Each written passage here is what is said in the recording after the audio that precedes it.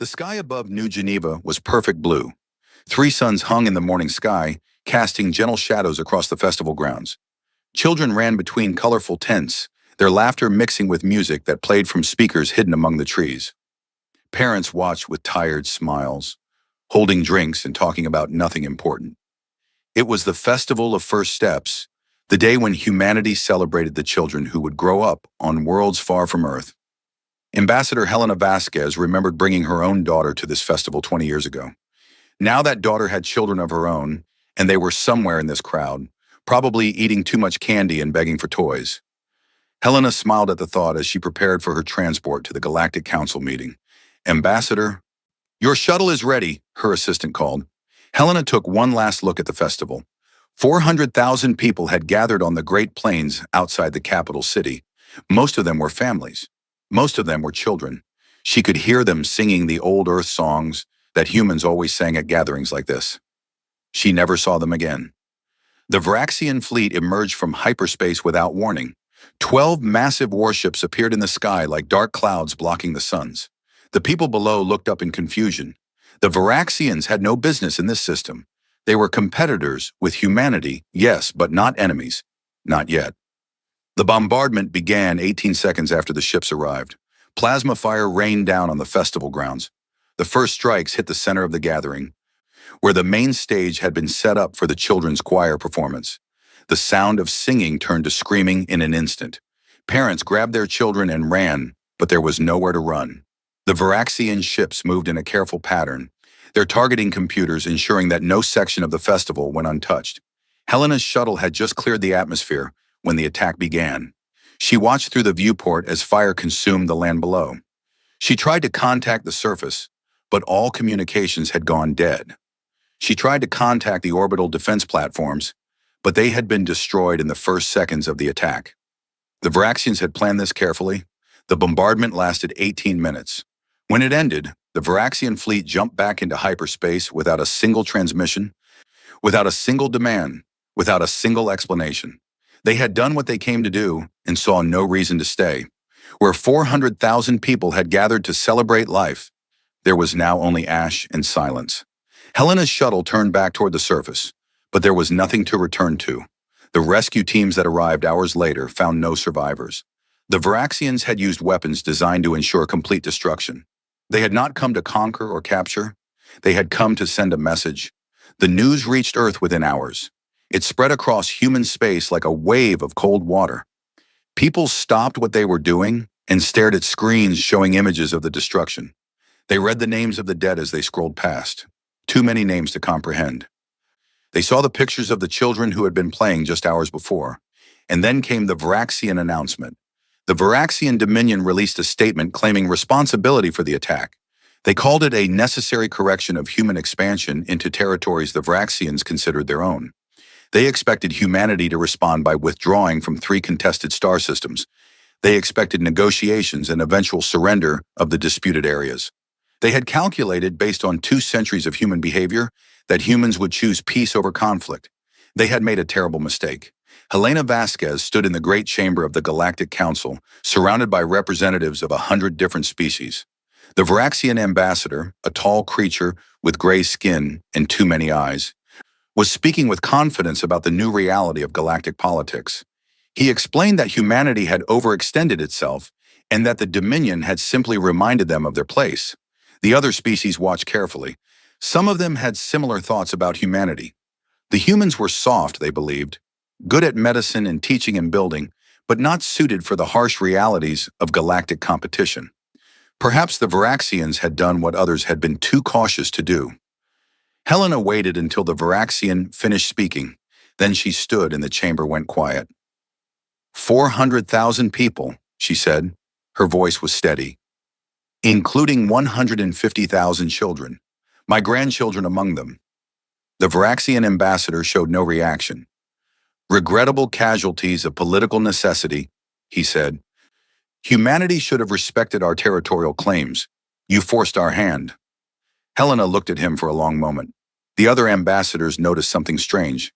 The human woman's face had changed. The diplomatic smile was gone. Something else had taken its place. Something very old and very cold. You have made a terrible mistake, Helena said. Not because we will destroy you, though we will. Not because we will make you suffer, though you will. You made a mistake because you woke something that we have spent 200 years trying to keep asleep. She pressed a button on her console. As of this moment, all human diplomatic personnel are recalled from all worlds. All human aid programs are suspended. All human ships are returning to human space. Our borders are closed until further notice. The chamber erupted in confusion. Species that depended on human medical technology began to panic. Trade partners calculated the economic damage. Military strategists wondered what the humans were planning. The Varaxian ambassador laughed. You see, he said to the assembly, they retreat, they hide. This is the human response to strength. They are not warriors. They are prey animals pretending to be people. Helena gathered her materials and walked toward the exit. She stopped at the door and turned back. In my culture, she said, there is an old saying, beware the anger of a patient man. You have been dealing with humanity's patience for 2 centuries. You have mistaken our gentleness for weakness. You have assumed that because we chose peace, we were incapable of war. She looked directly at the Varaxian ambassador. My grandchildren died singing. They were singing about hope and friendship between species. They believed in a galaxy where people could live together in peace. You killed that belief along with them. Now you will meet the humans who exist when hope is dead. She left the chamber without another word. On Earth, President Maria Santos addressed a silent world. Every screen on every human world showed her face. Behind her stood military commanders who had not worn their uniforms in decades. Their eyes were hard. Today we activate Protocol Prometheus, the president said. This protocol was established by our founders when humanity first reached for the stars. They hoped it would never be needed. They prepared for the day when it would be. Across human space, things began to change. Mining facilities on remote moons opened to reveal shipyards that had been building warships in secret for 200 years. Agricultural worlds revealed underground factories producing weapons that human scientists had designed but never deployed. Training academies that humanity claimed were schools for emergency response personnel began issuing real assignments. Marcus Chen was tending his garden when the notification arrived. He was 73 years old and had spent the last 30 years growing vegetables on a quiet farming world. His neighbors knew him as a gentle man who gave away most of his harvest to families who needed it. His grandchildren thought of him as the grandfather who told silly jokes and made the best dumplings in the colony. They did not know that Marcus Chen had once been Fleet Admiral Chen, commander of humanity's secret military forces. They did not know that his farming world sat above one of the largest hidden shipyards in human space. They did not know that the man who spent his mornings pulling weeds had spent his nights running war simulations against every major power in the galaxy. Marcus read the notification twice. Then he went inside and opened a closet that had been locked for 30 years. His old uniform hung there, perfectly preserved. His rank insignia had been updated remotely as the protocols required. He was still Fleet Admiral. He had always been Fleet Admiral. His granddaughter Sarah found him standing in front of the mirror, wearing the uniform. She had never seen him look like this. The gentle farmer was gone. The man in the mirror had eyes that had seen terrible things and was prepared to see terrible things again. Grandfather, she said, what is happening? Marcus turned to her. Sarah was 25 years old and had trained her whole life for this moment without knowing it. The emergency response training she had received since childhood was actually military training in disguise. The strategic games her grandfather had taught her were actually tactical simulations. Everything had been preparation. New Geneva, Marcus said. You saw the news? Sarah nodded. Her eyes were wet. She had friends on New Geneva. Everyone knew someone who had been at the festival. The Varaxians think we are weak, Marcus said. They think that because we chose to be healers and teachers, we forgot how to be warriors. They are wrong. We never forgot. We just hoped we would never have to remember. He took her hands in his. I am sorry, Sarah. I am sorry that the galaxy did not let you live in peace. I am sorry that you will now see what humans become when our children are murdered. I am sorry that I could not protect you from this. 3 weeks later, a message broadcast from human space to every corner of the galaxy. It showed the ruins of New Geneva. It showed the bodies. It showed the small shoes and toys scattered among the ash. Then a voice spoke, calm and cold. We came to you as friends. We healed your sick. We educated your young. We asked for nothing but peaceful coexistence. And you killed our children. Now meet the other side of humanity. The first human fleet emerged from hyperspace at the edge of Vraxian territory. A Galactic Council observer who witnessed the emergence sent a frantic message home. His hands shook as he typed. They have been building ships for 2 centuries. They have more firepower than the Vraxians have ever seen. They are coming, and there is nothing in the galaxy that can stop them. We thought we knew humanity. We were wrong. The species we knew is gone. Something else is wearing their face now, and it is angry. The stars themselves seemed to dim as the human fleet advanced. The war had begun. 3 weeks of silence followed the withdrawal of humanity from galactic affairs. The Vraxian Dominion celebrated what they called a great victory. Their news channels showed images of empty human embassies and abandoned aid stations. They told their people that the soft humans had run away, just as predicted. The galaxy would soon forget the incident at New Geneva, and the natural order would be restored. The Vraxian High Commander, a decorated warrior named Korvax, addressed his military council with confidence. The humans have proven what we always suspected, he said. They are a species of merchants and doctors, not fighters. Their threats were empty noise. Within a year, they will return to the negotiating table, ready to give us everything we demanded. His intelligence officers agreed. Every analysis said the same thing. Humans had no significant military capability. Their ships were designed for transport and exploration, not war. Their population was spread across hundreds of worlds, making coordination impossible. The Vraxians had calculated every variable and found nothing to fear. They had calculated wrong. Deep within human space, something ancient was waking up. On every human world, people who had lived quiet lives were receiving messages that changed everything. Teachers, farmers, engineers, and shopkeepers opened old files and remembered old training. They had always known this day might come. Their parents had told them. Their grandparents had warned them. Now the preparation was over, and the real work would begin. Fleet Admiral Marcus Chen stood in the command center of the battleship Prometheus, named for the protocol that had brought it out of hiding. The ship was one of 3,000 that had emerged from secret construction facilities across human space. 3,000 warships built over 2 centuries, maintained by skeleton crews who had sworn oaths of secrecy, equipped with weapons that had never been tested in actual combat. Until now. Admiral, all fleet elements report ready, his executive officer announced. Awaiting your orders. Marcus looked at the tactical display. The first wave would consist of 500 ships, more than enough to overwhelm the Vraxian border defenses. The remaining fleets would follow in sequence, each wave larger than the last. The Vraxians were expecting negotiators. They would receive something very different. His granddaughter Sarah stood at the communications station. She had graduated from basic officer training just 2 weeks ago, part of the accelerated program that was turning millions of civilians into soldiers. Her hands were steady on the controls, but Marcus could see the fear behind her eyes. Good. Fear kept soldiers alive. It was the ones who felt nothing that worried him. Sarah, he said, open a channel to all ships. She nodded and activated the fleet-wide broadcast. Every human in the combined fleet heard what came next. 200 years ago, our ancestors left Earth and found a galaxy full of wonders and dangers. They could have become conquerors like so many species before them. They chose instead to become builders. They created a civilization based on healing and teaching and peaceful cooperation. They believed that if humans showed the galaxy kindness, the galaxy would show kindness in return.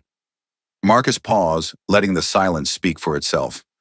3 weeks ago, the Vraxian Dominion killed 400,000 of our people, including 150,000 children, because they believed our kindness was weakness. They believed that centuries of peace had made us forget how to fight. They were wrong. He stood straighter, his voice hardening. Humanity did not forget. We never forgot. We simply hoped we would never need to remember. That hope died on New Geneva along with our children. Today we stop hoping. Today we remember. Today the galaxy learns what humanity becomes when our children are murdered. The channel closed. The fleet began to move. On the Vraxian border world of Korvath Prime, Defense Commander Thrax was reviewing routine reports when his sensors screamed warnings. He stared at the display, certain there must be an error. 500 contacts had appeared at the edge of the system. 500 ships, each larger than anything in the Vraxian fleet. That is impossible, he whispered. They have no military. His communications officer looked up with fear in his eyes. Commander, we are receiving a transmission from the human fleet. On screen. A human face appeared. It was a woman, young but with eyes that seemed much older. She wore a military uniform that Thrax had never seen before, decorated with symbols that meant nothing to him. This is Lieutenant Sarah Chen of the United Human Fleet, the woman said. You have 1 hour to evacuate all military personnel from this system. Any ships that remain after that time will be destroyed. Any ships that surrender will be treated according to galactic conventions. You have 1 hour. I suggest you use it wisely. The transmission ended. Thrax stood frozen for a moment, then began shouting orders. His fleet of 40 ships was already launching, preparing to defend the system. 40 against 500. Even Thrax knew those odds were hopeless.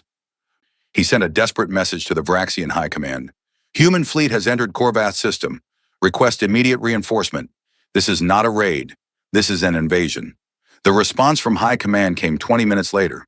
Hold position. Reinforcements en route. The humans are bluffing. They have no capability for sustained combat. Thrax watched his tactical display as the human fleet advanced. They moved with perfect coordination, each ship maintaining exact distance from its neighbors. This was not the movement of inexperienced crews.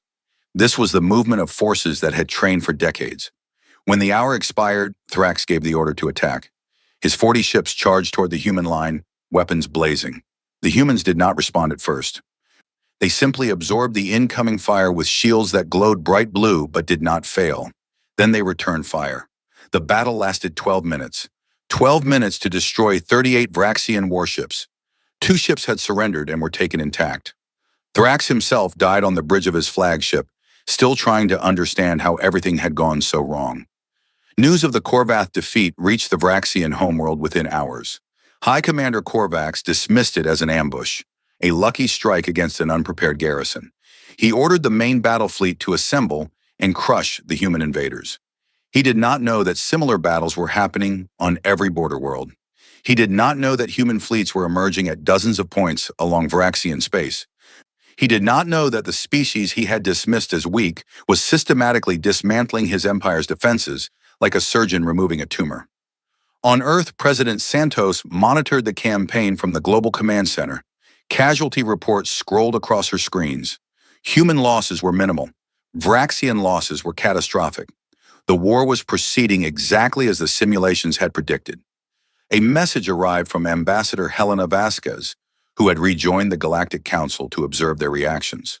The other species are terrified, Helena wrote. They had no idea. None of them had any idea. The Solari ambassador told me they always suspected, but even they are shocked by the scale. The question everyone is asking is the same. What else have the humans been hiding? The answer to that question arrived at the Vraxian homeworld 3 weeks into the campaign. A single human ship appeared in orbit around Vraxia Prime, but it was not like the warships that had devastated the border fleets. This ship was enormous, larger than any station the Vraxians had ever built. It hung in the sky like a moon that had wandered too close. High Commander Korvax ordered every available ship to attack. 300 vessels opened fire on the giant craft. The ship's shields absorbed the bombardment without visible effect. Then it spoke. I am the carrier Prometheus, flagship of the United Human Fleet. I carry no weapons. I carry no soldiers. I carry a message. The ship broadcast directly to every screen on the Vraxian homeworld. Civilians looked up at the impossible craft and listened. Your leaders told you that humans were weak. Your leaders told you that attacking New Geneva was a political necessity. Your leaders told you that we would retreat and surrender. Your leaders lied. Images began to play. The festival of first steps, children singing, families dancing, then the attack, the fire, the ash, the small bodies. 150,000 children died because your leaders believed that kindness was weakness. They were wrong. Humans chose to be kind because we know what we are capable of when kindness fails. Your leaders have now awakened that capability. The broadcast shifted to show the burning wreckage of Vraxian warships across a dozen star systems. It showed military bases reduced to rubble and orbital stations drifting lifeless in space. We have not attacked your civilians. We have not bombarded your cities. We have not killed your children. We could. We have the capability to sterilize every world in your empire. We have weapons your scientists cannot imagine. We have chosen not to use them. The carrier Prometheus began to withdraw. This is not mercy. This is a demonstration. We want you to understand exactly what we could do and exactly what we are choosing not to do. Your leaders made war on our children. We are making war on your military. See the difference. Remember the difference. Tell your leaders to remember the difference when they decide whether to continue fighting or to surrender. The giant ship jumped into hyperspace and vanished. On the surface, Vraxian citizens stood in the streets, staring at the empty sky. They had believed their leaders. They had celebrated the attack on New Geneva. Now they understood the truth. They had not attacked a weak species. They had attacked a sleeping giant and had only just begun to feel its anger. High Commander Korvax received reports from every front, defeat after defeat. His entire border defense network destroyed in less than a month. Supply lines cut, communications disrupted. The humans were not just winning. They were winning with such precision that it seemed almost scripted. How? He demanded of his intelligence officers. How do they know exactly where to strike? How do they predict our every movement? The answer came from an analyst who had been studying human culture for decades. They have been running war simulations against us for 200 years, she said. Every trade negotiation, every diplomatic exchange, every cultural program was also an intelligence operation. They know everything about us. Our tactics, our strategies, our weaknesses. They have planned for this war since the day they entered the galaxy. Korvax stared at her. Then why did they not attack first? If they had this power, why did they wait? The analyst shook her head. Because they did not want to use it. They truly wanted peace. They hoped we would never give them a reason to fight. But we did. We killed their children. And now they will not stop until they have made absolutely certain that it can never happen again. Outside the windows, the Varaxian sun was setting. Somewhere beyond that sunset, human fleets were advancing. And there was nothing the Varaxians could do to stop them. 6 months after the attack on New Geneva, the Varaxian dominion was broken. Their once proud military had been reduced to scattered remnants hiding in asteroid fields and abandoned stations. Their economy had collapsed as human forces cut every supply line and trade route. Their government was fragmenting as regional governors blamed each other for the disaster. High Commander Korvax sat in his bunker beneath the capital city of Raxia Prime, staring at reports that seemed more like nightmares than military documents. Every offensive had failed. Every defensive line had crumbled. The humans seemed to know exactly where to strike and exactly when to strike. They fought with a cold efficiency that Korvax had never seen in any species. And yet they had not killed civilians. Not one bombardment of a population center. Not one attack on a hospital or school. They destroyed military targets with surgical precision and left everything else untouched. This terrified Korvax more than anything else. An enemy seeking revenge would burn everything. An enemy with this kind of control was planning something much worse than destruction. The human fleet had surrounded Varaxia Prime, but had not attacked. They simply waited, blocking all traffic in and out of the system. The Varaxian homeworld was under siege, but it was a siege without violence. The humans were letting the Varaxians destroy themselves. In the capital city, riots had broken out. Citizens who had once celebrated the attack on New Geneva now demanded the heads of the leaders who had ordered it. Statues of Korvax were torn down and burned. Moderate politicians who had opposed the attack were suddenly popular. Hardliners who had championed it were hiding or dead. Admiral Marcus Chen watched the chaos from the bridge of his flagship. Sarah stood beside him, monitoring communications from the surface. The Varaxian news channels were showing footage of government buildings on fire, set ablaze by their own people. They are tearing themselves apart, Sarah said. Should we intervene? Marcus shook his head. This is not our war to fight. The Varaxians who ordered the attack on New Geneva must answer to their own people. If we occupy their world, we become conquerors. If we let them find their own justice, we remain liberators. Sarah frowned. Is there a difference? There is always a difference. Conquerors are hated. Liberators are remembered. Marcus turned to face her. We did not start this war to rule the Varaxians. We started it to ensure they could never harm our children again. That goal is almost complete. A communication request arrived from the Varaxian surface. Marcus nodded, and Sarah opened the channel. A Varaxian face appeared on screen. This was not a military commander or government official. It was an older female with tired eyes and gray skin marked by scars of age. She wore simple civilian clothing. "I am Elder Threnix," she said. "I speak for the Coalition of Moderate Voices. We have taken control of the civilian government after the military council's collapse. High Commander Korvax is in custody, along with the other architects of the New Geneva attack. We wish to negotiate a surrender." Marcus studied her face. The Coalition of Moderate Voices had been a minor political faction before the war. They had publicly opposed the attack on New Geneva and had been ignored. Now they were the only legitimate authority left on Varaxia Prime. "What terms do you propose?" Marcus asked. Elder Threnix bowed her head. "We propose unconditional surrender. We ask only for mercy for our civilians, who did not order the attack and did not want the war. We offer the war criminals for whatever justice you require. We offer full access to our military records so you can confirm the destruction of all weapons. We offer everything we have. We have nothing left to bargain with." The bridge was silent.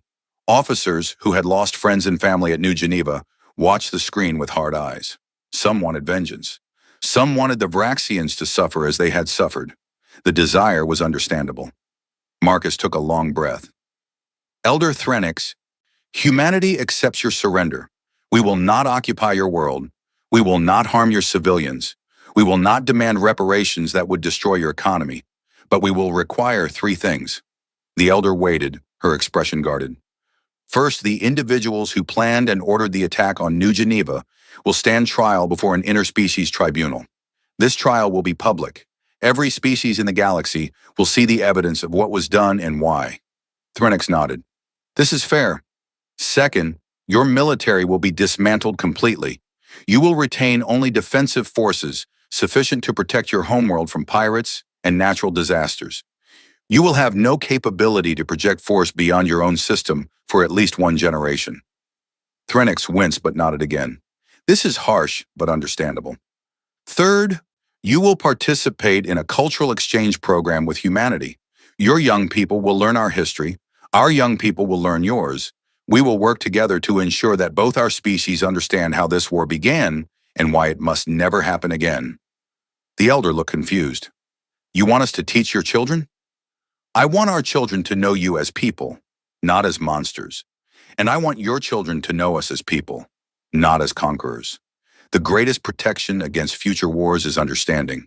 We will build that understanding together, or we will wait for your grandchildren to make the same mistakes your leaders made."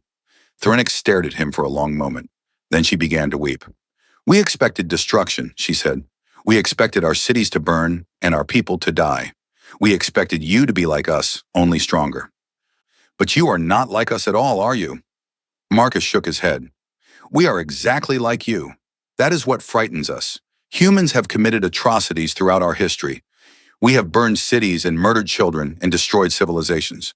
We know exactly what we are capable of because we have done it before. We built a peaceful civilization not because we are naturally peaceful, but because we chose to be better than our history. You killed our children, and for a moment, we almost forgot that choice. We almost became what you expected us to become." He paused, his voice heavy with exhaustion. "We chose not to. We chose restraint. We chose precision. We chose to destroy your military and spare your civilians. Not because you deserved mercy, but because we could not afford to become the kind of species that kills children in revenge for killed children. That path has no end. We found the end of it once, long ago, and we will not walk it again." The surrender was formalized 3 days later. Human forces landed on Varaxia Prime, but they did not march through the streets as conquerors. They set up medical stations and food distribution centers. They helped repair infrastructure damaged by the civil unrest. They treated Varaxian civilians with the same professionalism they would have shown their own people. The Galactic Council watched in disbelief. Species that had expected humanity to destroy the Varaxians instead saw humans helping them rebuild. Ambassadors who had feared being the next target of human aggression began to wonder if they had misunderstood everything. The Solari ambassador requested a private meeting with Helena Vasquez. She met him in the rebuilt human embassy on the council station, surrounded by images of New Geneva that would never let anyone forget why the war had happened. I must ask you something, the Solari said. Your people had the power to destroy the Varaxians completely. You chose not to. Why? Helena considered the question carefully. Because destruction would have changed us more than it changed them. The Varaxians who ordered the attack on New Geneva are dead or in prison. The Varaxians who carried it out are dead or surrendered. The Varaxians who remain are civilians who did not choose this war any more than our children chose to die in it. Destroying them would not bring our children back. It would only prove that we had become the kind of species that kills children. The Solari nodded slowly. Among my people, there is a saying, the true test of power is in its restraint. You have passed a test that many species never face. Helena smiled sadly. We did not want to be tested. We wanted to grow vegetables and teach children and explore the stars. We wanted to believe that kindness was enough to keep us safe. We were wrong. Now we must find a way to be both kind and strong. It is harder than it sounds. On Vraxia Prime, Sarah Chen had been assigned to a reconstruction team in one of the capital's outer districts. She worked alongside Vraxian volunteers, clearing rubble and distributing supplies. At first, the Vraxians avoided her. They feared her uniform and her species and the power that both represented. Gradually, that fear began to fade. Sarah helped a Vraxian family repair their home. She played with Vraxian children who had never met a human before. She learned words in their language and taught them words in hers. She showed them that the monsters they had been told about were just people like them. One evening, a Vraxian mother approached her. The woman's eyes were wet with tears. My brother was on one of the ships your fleet destroyed, she said. He was a gunner on a cruiser. He died in the first week of the war. Sarah stood still, unsure how to respond. She had fired weapons in that first week. She might have killed this woman's brother herself. I hated you, the mother continued. I hated all humans. You took my brother from me, and I wanted every one of you to die. She paused, struggling to find words. Then I watched you help rebuild my neighbor's house. I watched you feed our children when our government could not. I watched you treat our wounded when our doctors ran away. And I realized something. What? Sarah asked. We attacked you first. We killed your children first. And instead of killing ours, you helped them. The mother reached out and took Sarah's hand. I do not understand your species. I do not understand how you can be so strong and so gentle at the same time. But I want to understand. I want my children to understand. I want this war to mean something more than death and grief. Sarah squeezed her hand. That is all we want too. Understanding. Maybe if we build enough of it, no one will ever have to lose a brother or a child to war again. The mother smiled through her tears. You truly believe that is possible? Sarah looked up at the stars, visible now that the fires had stopped burning. Somewhere up there, her grandfather was commanding a fleet powerful enough to destroy worlds. Somewhere up there, human ships waited with weapons that could end civilizations. And yet they had chosen restraint. They had chosen mercy. They had chosen to build rather than destroy. I have to believe it is possible, Sarah said. Otherwise, what was the point of any of this? We survived. We won. Now we have to prove that winning means something. The stars glittered above them, silent and eternal, watching two species begin the long process of learning to trust each other again. 1 year after the surrender, the War Crimes Tribunal began. The Galactic Council had never hosted such an event. Representatives from every known species gathered to witness the trial of those who had ordered the attack on New Geneva. The evidence was overwhelming. The defendants had no defense except to claim that they had acted in what they believed were their people's best interests. The prosecution was led by a human legal team, but the judges came from 12 different species. This was humanity's demand. They did not want the trial to look like revenge. They wanted it to look like justice, blind and impartial, and based purely on the facts. High Commander Korvac sat in the defendant's box, stripped of his rank and his pride.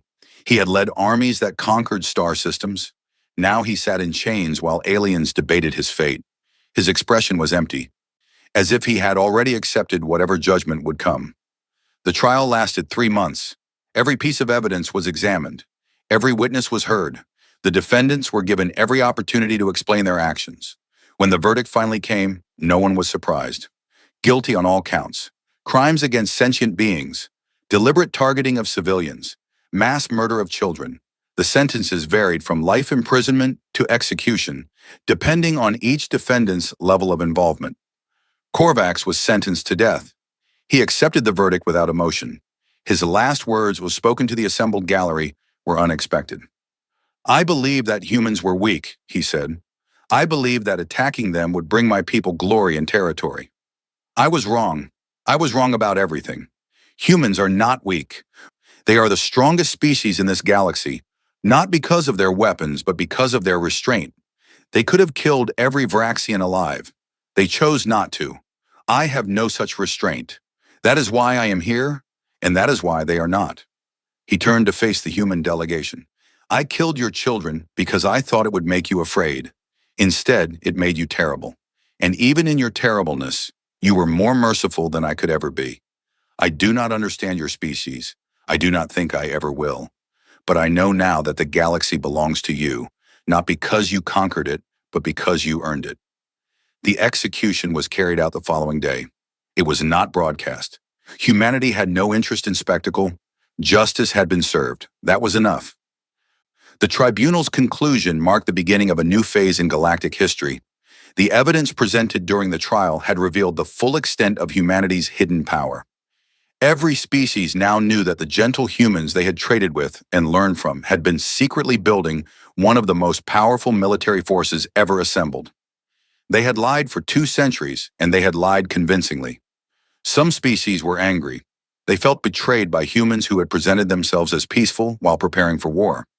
The Calori Confederation filed a formal complaint with the Galactic Council, accusing humanity of deception and demanding that they dismantle their military. The human response was delivered by Ambassador Helena Vasquez, who had aged 10 years in the 12 months since New Geneva. Her hair was white now, and her face was lined with grief that would never fully heal. But her voice was strong. "Humanity deceived you," she admitted to the council. "We built weapons in secret. We trained soldiers while claiming to have none. We prepared for war while preaching peace. All of this is true. We apologize for the deception, but not for the preparation." She looked around the chamber at the faces of 100 species. "For 2 centuries, we tried to show you that kindness could be strong. We healed your sick and taught your young, and asked for nothing in return. We hoped that if we were good neighbors, you would be good neighbors in return. Most of you were, but some of you looked at our kindness and saw weakness. Some of you wondered what would happen if you attacked us. Some of you made plans." Helena pulled up a display showing intelligence reports. "We know about those plans. We have always known. The Vraxians were not the only species that considered attacking human space. They were simply the first to act. Our deception was not malicious. It was protective. We hid our weapons because we hoped never to use them. We revealed them only when we had no other choice." She turned off the display. "If we had been honest about our military from the beginning, many species would have seen us as a threat to be destroyed. We would have spent 2 centuries fighting wars instead of building schools. More children would have died, both human and alien. Our deception was the price of peace. We paid it willingly." The Calori ambassador rose to respond. "And what assurance do we have that you will not use these weapons against us? You have proven that you can hide your true capabilities. How do we know you are not hiding something even worse?" Helena smiled sadly. "You do not know. That is the honest answer. We could be hiding weapons that make our current fleet look like toys. We could have plans to conquer every species in the galaxy. We could be waiting for the right moment to strike." The chamber went very quiet. "But if that were true," Helena continued, "why did we spare the Vraxians? We had every justification to destroy them. Our people demanded revenge. Our military had the capability to deliver it. We chose restraint instead, not because we are weak, but because we refuse to become monsters." She spread her hands. "This is the only assurance we can offer. We will not attack anyone who does not attack us first. We will respond to aggression with overwhelming force, but we will always stop short of genocide. We will be terrible enemies and loyal friends. The choice of which we become belongs to you." The council debated for weeks. In the end, they reached no consensus. Some species accepted humanity's explanation and continued their partnerships. Others withdrew to consider their options. A few began building their own secret military programs, determined never to be caught unprepared again. Admiral Marcus Chen retired from active duty 6 months after the tribunal. He returned to his farm and resumed growing vegetables. His uniform went back into the closet, though this time it was not locked. There would be no more hiding. Everyone knew what he was and what he had done. Sarah visited him on the anniversary of New Geneva. She was a commander now, responsible for a humanitarian mission on a Vraxian colony world. The reconstruction was going well. Schools had reopened. Hospitals were functioning. Vraxian children were learning to read from human teachers who had volunteered for the program. They sat on the porch of his farmhouse, watching the sunset paint the sky in shades of orange and purple. The garden stretched out before them, rows of vegetables growing in peaceful soil. It was hard to believe that the man who had commanded fleets capable of destroying worlds now spent his days pulling weeds. "Do you ever regret it?" Sarah asked. "Coming out of retirement, fighting the war?" Marcus considered the question. "I regret that the war was necessary. I regret that we could not find another way. I regret every life that was lost on both sides, including the Vraxian lives. But do I regret my part in it? No. Someone had to do it. Someone had to lead the response that ensured our children would be safe." He looked at his hands, calloused from farming, but still capable of operating the most advanced military systems ever built. "I spent 30 years growing vegetables and hoping the war would never come. When it came, I did what I had been trained to do. Now I am back to growing vegetables and hoping I never have to fight again." Sarah nodded slowly. "The Vraxian children on my mission do not know what happened at New Geneva. They are too young. They only know humans as the teachers who help them learn and the doctors who make them well. Sometimes I think that is the most important work we can do. Building new memories to replace the old ones." Marcus smiled. "That is why we fight, not for revenge, not for glory. We fight so that the next generation can live in peace. If we do our job well, your children will never have to know what it feels like to command a warship. They will think of war as something from history books, not as something that happens in their lifetime." "Do you think that is possible?" Marcus looked up at the stars, just beginning to appear in the darkening sky. "I hope so. I have spent my whole life preparing for war while hoping for peace. Now I am an old man with dirt under his fingernails and memories of battles I wish I could forget. If my service means anything, it means that young people like you can focus on building instead of destroying. That is enough for me." Sarah reached over and took his hand. "Thank you, grandfather, for everything." They sat together in silence, watching the stars emerge. Somewhere out there, human ships still patrolled the border between human space and the territories that had once belonged to the Vraxian Dominion.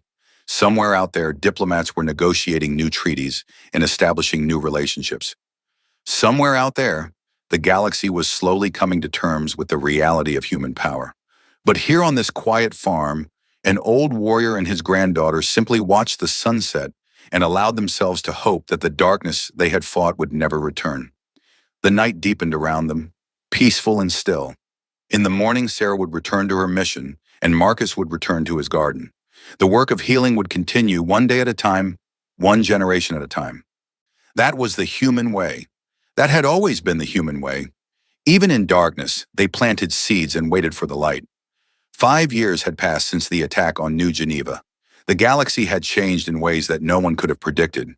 The old Galactic Council had dissolved, its authority undermined by years of ineffective responses to conflicts that had nearly torn civilization apart. In its place rose the Galactic Union, a new organization built on principles that humanity had insisted upon. The Union's headquarters orbited a neutral world chosen specifically because no species had ever claimed it. The station was massive, large enough to house representatives from every known civilization. At its center stood a memorial that every visitor was required to pass. It showed images from New Geneva, children playing, families gathering, the moment before everything changed. Below the images, names scrolled endlessly. 400,000 names, a reminder of what had started it all. Ambassador Sarah Chen stood before the Union Assembly, preparing to deliver her first address as humanity's chief representative. She had come a long way from the young officer who had watched her grandfather lead fleets to war. Now she was the face of human diplomacy, the person responsible for ensuring that the sacrifices of the past would not be forgotten. The assembly chamber was full. Representatives from 100 species watched her with expressions ranging from respect to suspicion to open curiosity. They knew who she was. They knew her family's role in the war. They knew that the woman standing before them had personally helped rebuild Vraxian communities that her grandfather's forces had devastated. "Thank you for this opportunity to address the Union," Sarah began. "I stand before you as a representative of humanity, but also as a witness to the events that brought us here. I was there when the war began. I was there when it ended. I watched my people transform from peaceful neighbors into the most effective military force the galaxy had ever seen. And I watched them choose to stop." She paused, letting her words settle. 5 years ago, the Varaxian Dominion killed 400,000 human civilians, including 150,000 children. They believed this would make us afraid. They believed we would retreat and surrender and accept whatever terms they offered. They were wrong, but they were not wrong in the way they expected. Sarah pulled up a display showing the human fleet at its peak strength. Thousands of ships, weapons beyond counting, the combined might of a civilization that had been preparing for war since the day it reached the stars. We could have destroyed them. Every military analysis agrees on this point. We had the capability to sterilize every Varaxian world, to wipe their species from existence, to ensure they would never threaten anyone again. Some of our people demanded exactly that. They had lost children, parents, siblings. They wanted revenge, and they had the power to take it. She turned off the display. We chose not to, not because we are naturally merciful, not because we are incapable of hatred. We chose restraint because we had learned through centuries of our own terrible history that revenge is a poison that destroys the one who drinks it. We had already walked the path of genocide once, long ago on our homeworld. We knew where it led. We refused to walk it again. The chamber was silent. Species that had expected a triumphant speech about human superiority found themselves listening to something very different. Today, I want to talk about what comes next. The war is over. The criminals have been punished. The Varaxians are rebuilding under new leadership. But the questions that started the war remain unanswered. How do we build a galaxy where children are safe? How do we create trust between species that have every reason to fear each other? How do we ensure that what happened at New Geneva never happens again? Sarah stepped away from the podium and walked among the representatives. She stopped before the Varaxian delegation, a group of young reformers who had risen to power after the old government collapsed. The Varaxians are here today as members of the Union. Many of you questioned this decision. Why should we trust the species that murdered our children? Why should we give them a voice in our councils? The answer is simple, because the alternative is worse. If we exclude them, we teach them that redemption is impossible. If we punish the innocent for the crimes of the guilty, we become no better than the ones we defeated. She moved to the center of the chamber. Humanity has learned many lessons from this war. We learned that our kindness was not enough to keep us safe. We learned that some species will always see gentleness as weakness.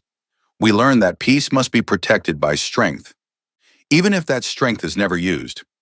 But we also learned something else, something more important. Sarah looked around the chamber, meeting the eyes of representatives from species that had feared humanity, species that had envied humanity, species that had wondered what humans were really capable of. We learned that our greatest strength is not our weapons or our fleets or our technology. Our greatest strength is our ability to choose. We can choose to destroy or to rebuild. We can choose to hate or to forgive. We can choose to become monsters or to remain human. Every day we make that choice. Every day we decide what kind of species we want to be. She returned to the podium. The New Geneva Accords, which form the foundation of this union, require every member species to protect children above all else. Any attack on children, by any species, will be met with the united response of all others. This is not just a law, it is a promise that what happened to our children will never happen to anyone's children again. Sarah's voice softened. I lost cousins at New Geneva. My grandfather lost his son and grandchildren. Ambassador Helena Vasquez, who led our diplomatic efforts during the war, lost her entire family. We carry that grief every day. We will carry it until we die. But we refuse to let that grief define us. We refuse to let it turn us into the very thing we fought against. She looked directly at the Varaxian delegation. To the Varaxians, I say this. You are not your parents. You are not the ones who ordered the attack. You have the opportunity to build something new, to prove that your species can be more than its worst moment. We will help you if you let us. Not because you deserve it, but because the alternative is a galaxy where species are forever defined by their failures. That is not the galaxy we want to live in. She turned to the broader assembly. To everyone else, I say this: humanity is not your enemy. We are not your masters. We are your neighbors, your partners, your friends. We have shown you our darkness because we wanted you to understand our light. We have shown you what we are capable of because we wanted you to know that when we choose peace, we choose it deliberately, knowing the full cost and the full alternative. Sarah raised her hand toward the memorial visible through the chamber's windows. 400,000 people died so that this union could exist, not because we wanted them to die, not because their deaths were necessary. They died because someone believed that killing children was an acceptable political tactic. We built this union to ensure that no one ever believes that again. We built it on the graves of our children, and we will defend it with everything we have. She lowered her hand. But we will not defend it with hatred.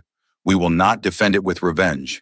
We will defend it with justice, with compassion, and with the unyielding determination to be better than our worst instincts. That is what humanity offers the galaxy. Not our strength, not our technology. Our choice. Our daily, deliberate, difficult choice to be kind in a universe that does not reward kindness. Sarah took a deep breath. We showed you our darkness so you would understand our light. The darkness is always there. It will always be there. But the light is a choice. Every species in this chamber has the same choice. Every day you decide whether to build or destroy, whether to trust or fear, whether to reach out your hand in friendship or close it into a fist.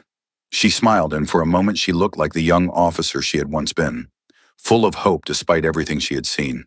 Choose wisely, choose kindness, choose trust, choose to build a galaxy where children can grow up without fear. That is what our children would have wanted. That is what they were singing about on the day they died. They believed in a galaxy where species could live together in peace. Let us build that galaxy in their memory. Sarah stepped back from the podium. The chamber was silent for a long moment. Then slowly the representatives began to stand. First the humans, then the Solari. Then species that had opposed humanity in the past. One by one, they rose to their feet, acknowledging not victory, but commitment, not strength, but choice. Outside the chamber windows, the stars burned bright against the darkness of space. Somewhere out there, human ships still patrolled the borders, ready to respond to any threat. But here, in this chamber, something else was being built. Something that might last longer than any fleet or weapon or empire. A promise, a hope, a choice made together by species that had every reason to fear each other, but chose to trust instead. The Union's work was just beginning. There would be setbacks and failures and moments when the old hatreds threatened to return. But today, at least, the galaxy had chosen a different path. Today, at least, the children of New Geneva had not died in vain. Sarah Chen looked out at the stars and allowed herself to believe that her cousins, wherever they were, would be proud of what their deaths had built. Not a monument to grief, not a memorial to hatred, but a living, breathing commitment to ensuring that no species would ever again have to bury its children because of another's cruelty. That was humanity's gift to the galaxy. Not their weapons, not their technology, their choice, their endless, patient, determined choice to be better than their worst moments. The light of distant suns filled the chamber as the session concluded. Outside, the galaxy waited, and somewhere in that vast darkness, seeds that had been planted in blood and grief were finally beginning to grow toward the light. The war was over, the healing had begun, and humanity, as always, had chosen hope.